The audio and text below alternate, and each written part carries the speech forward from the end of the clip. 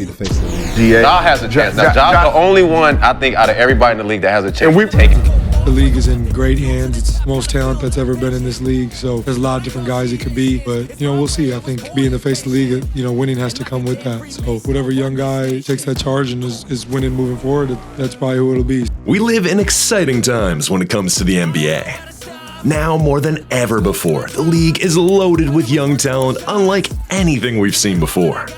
From the Jaws, Lukas, and Anthony Edwards of the world, to slightly older superstars like Joel Embiid, Nikola Jokic, and Jason Tatum. The bottom line is, LeBron and Steph Curry won't be around for much longer, which has fans thinking, whose turn is next? And can any player have a run over the NBA similar to LeBron's? In order for us to reach a reasonable answer to this highly subjective question, we had to understand the totality of the game of basketball. And more importantly, its long history. See, in 1984, there was this kid known as Mike. Not MJ, not Air Jordan, not his airness. At least, not yet. Mike's entrance into the NBA came at a point where the league had never seen a 6'5" or 6'6" shooting guard score with such ease. Let alone seeing a guy that size revolutionizing the sport with his movement, play style, swagger, and overall grace. The NBA and its fans were used to two things. Either you were a superstar big man with post moves for days, or you were a skilled perimeter player with solid passing and shooting skills. But when MJ burst onto the stage in 1984, the NBA and its millions of fans literally saw a real-life version of a video game character. MJ was not real on the court.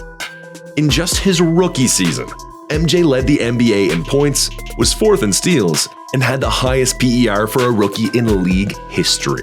Made the All-Star team, won Rookie of the Year, and finished 6th in MVP voting. In just MJ's rookie season alone, fans began looking at the game differently by moving Michael Jordan into his own category, and began comparing players to MJ because he became the gold standard. And after Larry Bird called him, quote, the most awesome player in the NBA, even after MJ's team was swept in the first round at the hands of the Celtics, the world was convinced. This guy was in a league of his own. The game was about finding a transcendent perimeter player that could score, defend, and fly through the air like Michael Jordan.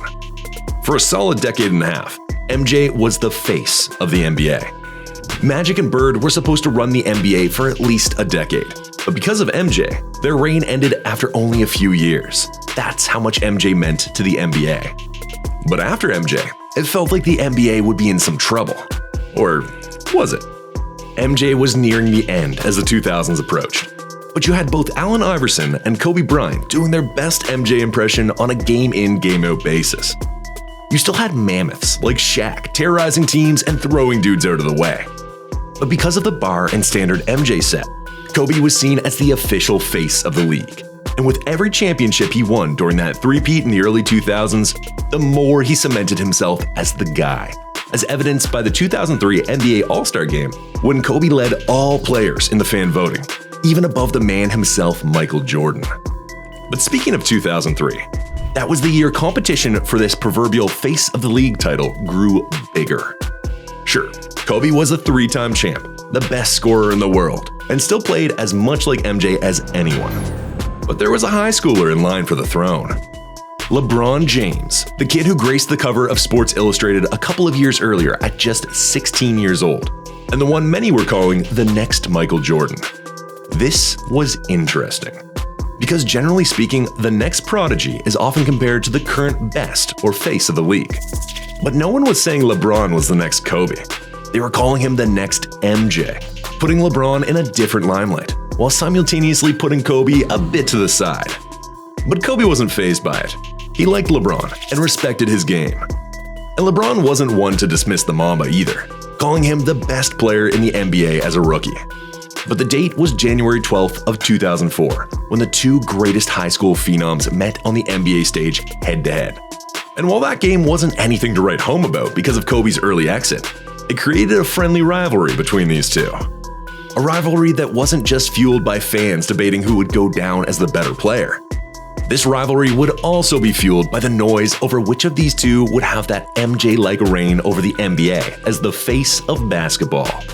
And honestly, had LeBron not had such a hyped background, marked by all MJ comparisons, Kobe might have ran the NBA well into the 2010s. But LeBron's lure was simply too big. By just LeBron's third year in the NBA, he was up over 2.2 million fan votes for the NBA All-Star Game, a staggering number that not even Kobe Bryant could hit in his first 9 years in the NBA. But that year in 2006, Kobe had just a smidge more votes than the young 21-year-old LBJ. But a year later, LeBron was all the way up to 2.5 million votes, while Kobe, in his 11th year in the NBA and in the middle of his prime, was down at 2.1 million. It was something about LeBron, nicknamed the King and the Chosen One. 6'9" with super athleticism, speed, and agility, a specimen unlike anything before. He wore number 23 and had all the physical capabilities as MJ and then some. LBJ resonated with the fans in a special way. I mean, he was only the most hyped athlete ever. Later that same season, LeBron James ran through a tough Eastern Conference, most notably his series performances against the Detroit Pistons, when he took down the team that had gone to a number of Eastern Conference finals in the previous years. And LBJ did it in grand fashion, scoring 48 points in the Palace at 22 years old, officially cementing himself as the most followed and most talked about athlete in basketball. While Kobe's reign of dominance was certainly not over, there wasn't any question at this point that LeBron was the face of basketball starting in 2007. And guess what? LeBron's reign on the NBA is quite unlike anything we've seen from any all-time great player in any major sports league. I know, that sounds like a mouthful, but it's the objective truth. Here we are, 21 incredible years.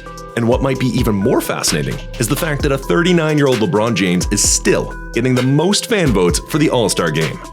While something like this doesn't directly help his GOAT case per se, it's flat crazy to think that this man just pilled up over 5 million total votes. And if you think All-Star Game voting is the only reason why LeBron remained the face of basketball, boy, you are sadly mistaken. See, when LeBron took the mantle in 2007, all he's done is set the bar higher and higher, including his role in off-court matters and initiatives that no athlete before him stood up for. LeBron has been the greatest ambassador for a sports league you could ask for. In 21 years, no fines, no crimes, no scandals, no run-ins with the law, no outside babies, no social media missteps, nothing. And speaking of social media, the man remains the literal king at social media, with over 200 million followers across all his social platforms. What MJ did was set the bar. Kobe and even Allen Iverson, to some extent, carried that swagger and style as best they could and kept that legacy alive. LeBron came in and not only snatched the mantle, he wrote his own name on it by taking this crown to an entirely different meaning. Being the face of basketball was once about being the best, the flashiest, and the coolest player in the world. Thanks to LeBron, you have to be every bit as successful as MJ and Kobe were on the court, but you also have to build an empire of a legacy off the court and represent your sport in a way even your predecessors weren't able to. Well, even though it seems like LeBron will be around for another decade with how great he still is, we can't help but think what the NBA will look like without him, and even Steph Curry for that matter. And speaking of Steph Curry, in 2016, Steph Curry came out of nowhere and snatched the face of the league title from the one and only LeBron James, in truly expected fashion. But how did he do it? Did he follow the blueprint and standards set by those before him? The answer is a big no. Instead, Steph changed the game, revolutionized the entire sport, and had the entire world clamoring every night he'd go out there and do something we had never seen before. Fresh off snagging the MVP award the previous season, Steph took it up another level by leading his team to that historic 73-win record. He became the first and only unanimous MVP in NBA history, averaging 30.1 points, 5.4 rebounds, 6.7 assists, 2.1 steals, and shooting 50-45-90 from the field. He was on a whole other level. You know it was impressive when even legends like Shaquille O'Neal and LeBron James fell just one vote shy of unanimous back in the day. But not Steph. He swept all 131 votes in 2016. This marked Steph as the 11th player in NBA history to win the award in consecutive years. and the first guard to do so since Steve Nash in 04-05 and 05-06. Steph led the league in scoring at 30.1 points per game and steals at 2.1 per game, which was his career high at the time. Steph also became the first guard since Michael Jordan in 91-92 to average 30 points while shooting over 50% from the field. So, in a nutshell, he combined MJ's intense on-court aura with LeBron's mental and physical discipline, creating a face of the league in a way we had never seen before, and I don't think we'll see again. But the biggest question is, just like MJ followed Bird and Magic, Kobe followed MJ, and how LeBron and even Steph followed Kobe. Who will be that player who will follow LBJ and the babyface assassin? Which player in the NBA right now is best suited to match his predecessor's greatness, charisma, discipline, and off-court presence? The NBA has been growing with talent all over the world, right in front of our very eyes. And quite frankly, without this incredible production of talent from different places on the earth, the NBA would be in a much different spot. Because international talent is arguably the biggest reason the NBA is where it is right now.